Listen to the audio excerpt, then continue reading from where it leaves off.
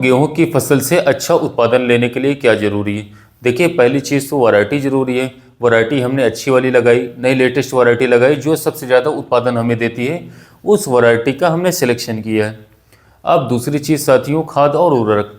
तो दोस्तों, आप 50 दिन की स्टेज तक गेहूं की फसल में कुछ भी कर सकते हो, कोई भी चीज़ कर सकते हो। मतलब यदि ग्रोथ कम हो रही है तो ग्रोथ को बढ़ा सकते हो। इसके अलावा कल्लों को फुटाव बढ़ा सकते हो।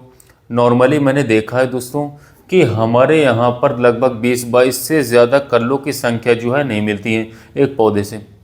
लेकिन अगर ये कल्लों की संख्या आपको बढ़ाना है तो साथियों उसके बारे में हमको जानकारी होना चाहिए कि भाई कौन कौन सा खाद देने से कल्लों की संख्या बढ़ती है, कौन सा खाद देने से गेहूं की ग्रोथ बढ़ती है। ये आप सबको पता होगा कि भैया नाइट्रोजन यदि दी जाती है तो गेहूं की फसल की ग्रोथ अच्छी होती है, बढ़वार अच्छी होती है। अब ये नाइट्रोजन का फंडा क्या है वो भी मैं आपको डिटेल से समझाऊंगा इस वीडियो में। जैसे कि मैंने यदि आपको बोल दिया कि भाई 150 किलोग्राम पर हेक्टेयर के हिसाब से नाइट्रोजन दी जाती है। अब ये 150 किलोग्राम कैसे देना है आपको, किस तरीके से देना है? भाई यूरिया हम दे रहे हैं, मान लीजिए 2 बैग यदि हम 1 एकड़ में दे रहे हैं यूरिया, तो उसमें कितनी मात्रा 1 एकड़ में नाइट्रोजन की गई है वो तो हमको जानकारी लेनी है। तो इसका भी सीधा सा फंडा मैं आपको बताऊंगा। अब ये बता दूं कि आप जो है गेहूं के पौधे कुछ खेतों में देखे होंगे साथियों। बात करें तो लगभग 20 से 25 दिन के स्टेज पर जब हमारी गेहूं की फसल हो जाए और उस समय पर क्या होता है साथियों कि क्राउन रूट निकलना स्टार्ट हो जाती है। और साथियों क्राउन रूट निकलने से पहले जो जड़ें आपको खेतों में देखने को मिलती हैं साथियों उसको सिमुलर रूट्स कहा जाता है। अब क्राउन रूट्स मतलब CRI स्टेज। CRI स्टेज पर हम पहला पानी गेहूं की फसल लगाते हैं 21 दिनों में। इसलिए वैज्ञानिक ये बोलते हैं कि भैया क्राउन रूट निकलना जब स्टार्ट हो तब आप पहला पानी लगा दो गेहूं में। लेकिन कहीं कहीं पर हमारे किसान भाइयों को जल्दी पानी लगाना पड़ता है। अब उसकी वजह ये है कि कुछ गहरी मिट्टियों में जहाँ पर नमी ज़्यादा दिनों तक बनी रहती है, कहीं कहीं पर गहरी मिट्टी नहीं है, तो वहाँ पर हो सकता है कि आपको 15 से लेकर के 16 दिन में गेहूं में पानी लगाना आवश्यक हो जाता है, लगाना पड़ सकता है। तो वो अलग अलग जगह का, अलग अलग क्षेत्रों का अपना अपना जो है हिसाब रहता है, फंडा रहता है कि आप कितने दिनों में गेहूं में पानी लगा रहे हैं। और नॉर्मली बात करें तो हम मिट्टी उठाकर देख सकते हैं कि हमारे खेत की मिट्टी सूखी है या नहीं सूखी है। उसके बारे में भी मैंने एक वीडियो में आपको बताया। अब खाद उर्वरक का यदि फंडा समझा जाए तो देखिए दोस्तों, 150 किलोग्राम पर हेक्टेयर के हिसाब से नाइट्रोजन दी जाती है। अब ये नाइट्रोजन जो है 3 बार में दी जाती है। नाइट्रोजन और इसके साथ साथ जिंक, ये दोनों मिलकर के क्या करते हैं, गेहूं की फसल की एक तो ग्रोथ बढ़ाएंगे। इसके अलावा दोस्तों जो कल्लों को फुटाव आप सर्च करते हो कि भैया गेहूं में कल्लों की संख्या को कैसे बढ़ाएं, उसके लिए कौन सा खाद डालें, तो वो कल्लों की संख्या कौन बढ़ाता है, नाइट्रोजन और इसके साथ साथ जिंक। बाकी और कुछ खाद उर्वरक जो है आपको नहीं देना है। यदि आप कल्ले बढ़ाना चाहते हो तो ये दोनों ही कल्ले बढ़ाएंगे और ग्रोथ बढ़ाएंगे। आज की इस वीडियो में साथियों मैं आपको A to Z जानकारी देने वाला हूं कि आपकी गेहूं की फसल में आप ग्रोथ को कैसे बढ़ा सकते हो, कल्लों की संख्या को कैसे बढ़ा सकते हो। और यदि दोस्तों ये दोनों चीज़ यदि बढ़ जाती है तो जाहिर सी बात है कि आपका उत्पादन जो है बहुत ही अच्छा, बहुत ही शानदार निकल करके आ गया। मतलब ये मेरी 101% गारंटी है। आप खाद उर्वरक का सही शेड्यूल समझ लेते हो, NPK का सही फंडा यदि आप समझ लेते हो, आपको एक अच्छा उत्पादन लेने से साथियों कोई भी नहीं रोक सकता है। देखिए साथियों, हम जो है बहुत ही ज़्यादा खर्च करते हैं अपनी फसलों पर। मतलब बात करें, किसी ने यदि बोल दिया कि भाई ये टॉनिक डालने से जो है ये होता है वो होता है, आप यदि नॉर्मली किसी दुकानदार के पास जाओगे तो वो आपको कुछ भी टिका देगा, पकड़ा देगा। अगर कुछ किसान भाई इतना ज़्यादा खर्च कर देते हैं कि भाई हमारी जो फसल है वो 2-2.5 हज़ार की हो रही है, लेकिन उस फसल में हमने जो है लगभग 300 से लेकर के 3500 रुपये खर्च कर दिया, तो वहाँ पर 1000 रुपये हमारा लॉस हो रहा है। मतलब 1000 रुपये तो हम घाटा खा चुके हैं। इसके अलावा टाइम बर्बाद अलग। तो ये आप लोगों को समझना पड़ेगा कि आप लोगों को स्मार्ट खेती करनी है, अच्छी टेक्निक लगा करके खेती करनी है।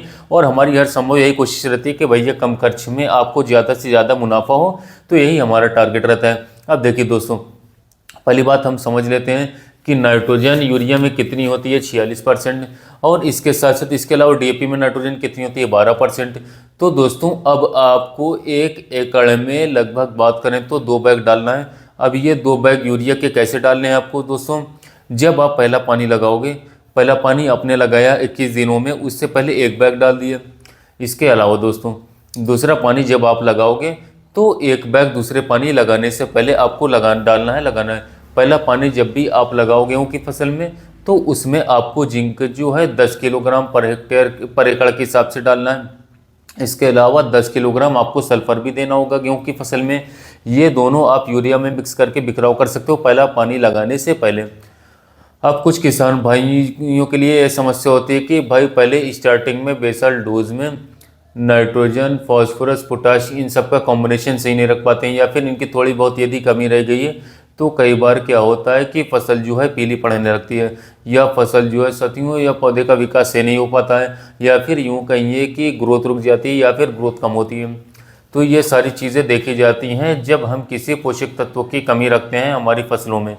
तो साथियों इसके लिए बात करें तो यदि आपकी फसल में ऐसे कोई सिम्टम्स दिख रहे हैं, मतलब आपकी फसल में यदि बात करें तो कोई सा भी पौधा पीला पड़ रहा है, या फिर बात करें तो पौधे का विकास जो है रुक चुका है, ग्रोथ नहीं हो पा रही है, तो दोस्तों उस कंडीशन में जो है आपको क्या करना है कि जब जब भी आप पहला पानी लगाओ उससे पहले आपको NPK 20-20-20 का छिड़काव करना होगा। अब इसको आप फॉयलर स्प्रे में स्प्रे करवा सकते हो, कोई दिक्कत की बात नहीं। NPK 20-20-20 का 1 एकड़ में दोस्तों 1 किलोग्राम का पैकेट आपको लेना होगा, जो मैक्रोफर्ड नाम से सीरीज का आता है, या अन्य कंपनियां भी बनाती, कोई सी भी कंपनी का ले सकता है, अच्छी कंपनियों का। अब दूसरा पानी 40 से 45 दिन पर लगाते हैं। दूसरा पानी लगाने से पहले आपको 2-3 कार्य महत्वपूर्ण कार्य कर लेने हैं। पहला काम, भाई आपकी फसल में यदि खरपतवार है चौड़ी पत्ती वाले, मतलब बात करें कुछ किसान भाई 100 दिन की फसल लगाते हैं, कुछ किसान भाई धान की फसल लगाते हैं, तो आपकी फसल में चौड़ी और सकड़ी पत्ती वाले खरपतवार हैं, चौड़ी पत्ती वाले यदि खरपतवार हैं साथियों, तो उसमें आपको 2,4-D का छिड़काव करना होगा। 2,4-D। यदि सकड़ी पत्ती वाले खरपतवार हैं तो दोस्तों उसमें आप लोगों को UPL का साथियों बेस्ट लेना है, इसके रिजल्ट काफ़ी बढ़िया देखे गए हैं। यदि दोनों में से साथियों मैं बता दूं, आपने को अलग अलग चीज़ें बताई हैं, जैसे आप चौड़ी पत्ती वाले हैं तो और सकड़ी पत्ती वाले नहीं हैं, तो आप उसमें सिर्फ 2,4-D या मेटसल्फ्यूरन मिथाइल का उपयोग कर सकते हैं। यदि दोनों चौड़ी पत्ती सकड़ी पत्ती वाले खरपतवार हैं तो आप मेटसल्फ्यूरॉन प्लस क्लोरोडिनोफॉप का ले सकते हैं, या फिर UPL का बेस्टा ले सकते हैं। ये आपको साथियों 35 से 40 दिन के अंतराल पर कर देना है, 25 दिन के बाद से और 40 दिन के अंदर।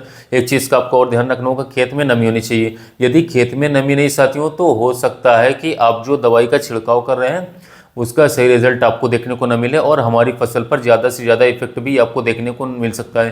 फसल पर कैसे इफेक्ट साथियों, जैसे पौधा पीला पड़ने लगेगा, या फिर कई बार तो मैंने ये भी देखा है कि हमारे किसान भाइयों की पूरी फसल जो है जल जाती है। तो यदि साथियों आपके खेतों में नमी नहीं है तो बिल्कुल भी दोस्तों आप दवाइयों का छिड़काव ना करें, मतलब कोई सा भी आप टॉनिक छिड़काव कर रहे हैं, या फिर दोस्तों कोई सा भी आप फॉलियर स्प्रे में ना कोई सा भी खाद दे रहे हो, तो उसके लिए खेत में बराबर नमी होना जरूरी आवश्यक है। ये आपको विशेषकर ध्यान रखना होगा। देखिए दोस्तों एक और खाद उर्वरक का सही फंडा मैं आपको बता देता हूँ, जिंक और इसके साथ साथ कैल्शियम। ये साथियों हमारी गेहूं की फसल में बहुत ही ज़्यादा ज़रूरी चीज़ है। कैल्शियम है, बोरॉन है, मैग्नीशियम है, मैग्नीज है, नाइट्रोजन हो गया, फास्फोरस हो गया, पोटाश, लगभग सभी चीज़ें साथियों हमारी गेहूं की फसल में दी जाती है। गेहूं की एक ऐसी फसल है जिसमें सब कुछ डाला जाता है। अब यदि कैल्शियम की हम बात करें तो कैल्शियम यदि आप मार्केट में लेने जाओगे दोस्तों तो आप लोगों को बहुत ही ज़्यादा कॉस्टली पड़ जाएगा, महंगा पड़ जाएगा। अब मैंने ये बात आपको पहले ही बताई है कि हमारी सिर्फ और सिर्फ कोशिश ये रहती है किसान भाइयों के लिए कि हम कम खर्च में किसान भाइयों को ज़्यादा से ज़्यादा मुनाफा दे सकें, उनको फ़ायदा दिला सकें। इसके लिए हम हर संभव कोशिश करते हैं। कैल्शियम का एक बहुत बढ़िया स्रोत है चूना। इसके बारे में मैंने पहले वाली वीडियो में आपको बताया था, काफ़ी सारी वीडियो में बताया था, लेकिन एक बार फिर मैं आपको डिटेल से बता देता हूँ। चूने का पानी साथियों जो हम घर में पुताई वगैरह करते हैं, वो चूना साथियों आप लोगों को भिगो करके रख देना है रात में आप लोगों को भिगो करके रख देना है, और उसका जो पानी निकलता है साथियों उसका आपको छिड़काव करना होगा, जिसका आपको सिंपल सा फंडा ये साथियों जिंक सल्फेट 33% वाला आप लोगों को लेना होगा, वो भी साथियों 500 ग्राम। इसके अलावा बात करें तो फेरस सल्फेट वो भी आपको 19% वाला लेना होगा, वो भी 500 ग्राम आपको ले लेना होगा। इसमें साथियों आप लोगों को 1 किलोग्राम यूरिया लेना होगा, सिर्फ और सिर्फ 1 किलोग्राम यूरिया। और दोस्तों बात करें तो यूरिया के साथ आप लोगों को 500 ग्राम चूने का पानी लेना होगा। ये 4 चीज़ें हो गई साथियों। इसके अलावा बात करें तो 3 किलोग्राम आपको गुड़ लेना होगा। अब ये गुड़ क्या करता है साथियों, इसमें सारी चीज़ें रहती हैं दोस्तों, और गुड़ जितना ही पुराना होगा साथियों उतना ही अच्छा आपको रिजल्ट देखने को मिलेगा उससे। मतलब बात करें तो आप यदि बाहर से लाते हो किसी दुकानदार के पास से, तो साथियों आपको उससे ये बोलना है कि भैया तेरे के पास यदि सबसे पुराना गुड़ हो तो वो दे दे। मतलब आप लोगों को चमक में धड़कने वाला गुड़ नहीं लेना है। मतलब मार्केट में कई बार आपने देखा होगा कि बहुत ही अच्छी क्वालिटी का गुड़ देखता है वो नहीं लेना है। जितना पुराना आप गुड़ लोगे उतना ही साथियों आपको अच्छा रिजल्ट देखने को मिलेगा। गुड़ का भी आपको छिड़काव करना होगा, स्प्रे करना होगा। इन सब का घोल बना लेना है 1 एकड़ के लिए दोस्तों 100 लीटर पानी में, और इसके साथ साथ इसका आपको स्प्रे करवा देना है गेहूं की फसल में। यदि इसके अलावा भी आप और भी कुछ ऑर्गेनिक में साथियों बनाना चाहते हो तो उसके लिए मैं आपको जो है बहुत ही सस्ता एक फंडा बता देता हूं, आप समझ लीजिए या लिख लीजिए। आपको 50 लीटर गौमूत्र लेना होगा, 50 लीटर गौमूत्र देसी गाय का लेना होगा दोस्तों। और इसमें जो है साथियों ये गौमूत्र का भी ऐसा है कि जितना पुराना गौमूत्र उतना ही अच्छा गौमूत्र। 50 लीटर आपने गौमूत्र ले लिया। इसके अलावा दोस्तों बात करें तो आप लोगों को 2 किलोग्राम गोबर लेना होगा। मतलब आप यदि देसी गाय का गौमूत्र ले रहे हो तो साथियों आप लोगों को देसी गाय का ही गोबर लेना होगा। यदि आप भैंस का गौमूत्र ले रहे हो तो भैंस का ही गोबर लेना होगा। यदि आप विदेशी गाय का गौमूत्र ले रहे हो तो विदेशी गाय का ही गोबर लेना होगा आपको। मतलब जिसका भी आप गौमूत्र ले रहे हो उसी का आपको गोबर लेना होगा, 2 किलोग्राम गोबर। यदि आपके पास गोबर नहीं दोस्तों तो क्या कर सकते हैं, जो नॉर्मली हम गांव में कंडे वगैरह साथियों लगाते हैं, गोबर का कंडा हम लगाते हैं, इसमें हम बाटी वगैरह सेकते हैं, उसको बारीक करके आप लोगों को मिला देना है। 50 लीटर गौमूत्र हमने ले लिया, 50 लीटर आपको इसमें पानी मिक्स करना होगा। अब इसके अलावा दोस्तों 3 किलोग्राम उसमें भी साथियों आपको 3 किलो उसमें भी आपको गुड़ मिक्स कर लेना है। 1 लीटर साथियों आपको 1 एकड़ में जो है नीम ऑयल में उसमें डाल देना है। इन सबको मिक्स करके दोस्तों आप जो है या तो पानी के साथ चला सकते हो इसे, या फिर इसे स्प्रे भी लगवा सकते हो, कोई दिक्कत की बात नहीं है। पानी के साथ यदि चलवाते हो तो साथियों उसमें ज़्यादा रिजल्ट आपको देखने को मिलता है। यानी कि पानी के साथ चलाते हो तो उसमें हो सकता है आपको थोड़ी मेहनत ज़्यादा लगे, लेकिन उसमें रिजल्ट उसके बहुत तगड़े देखने को मिलेंगे, जल्द देखने को मिलेंगे। अब गौमूत्र इसमें सब कुछ है साथियों, नाइट्रोजन इसमें है, फॉस्फोरस इसमें है, पोटेशियम इसमें है।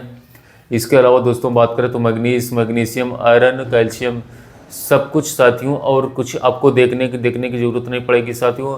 इसके अलावा बात करें तो नाइट्रोजन के लिए यूरिया डालना है दोस्तों। कहने का मतलब ये है साथियों कि आप ऑर्गेनिक और केमिकल दोनों का साथियों इस क्लोज यदि कराते हो तो उसमें जो भी हम दे रहे हैं तो उसके साथियों उसके बहुत बढ़िया रिजल्ट हमको देखने को मिलते हैं, उत्पादन भी हमारा बढ़ता है।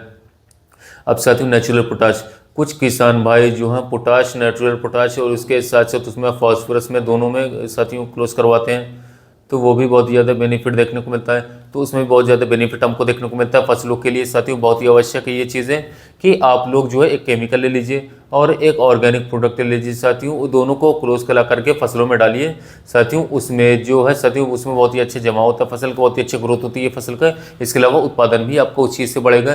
तो आई होप दोस्तों मेरे द्वारा दी गई जानकारी जो है समझ आई होगी। तो जो किसान भाई गेहूं की खेती कर रहे हैं साथियों, जो किसान भाई गेहूं की खेती में पहला पानी लगाने वाले हैं, तक ये वीडियो को शेयर कीजिए। ऐसे ही खेती संबंधी जानकारी पाने के लिए साथियों यदि आपने चैनल नहीं सब्सक्राइब किया तो सबसे पहले काम कृषि मित्र चैनल को सब्सक्राइब कीजिए और साइड में जो बेल आइकन दिख रही है साथियों उसको दबा लीजिएगा, ताकि गेहूं की खेती या अन्य मिर्च की खेती संबंधी या अन्य खेती संबंधित जानकारी समय समय पर तुरंत मिल सके। तो साथियों आज के लिए बस इतना ही काफ़ी है। मिलते हैं नए वीडियो में नए टॉपिक के साथ।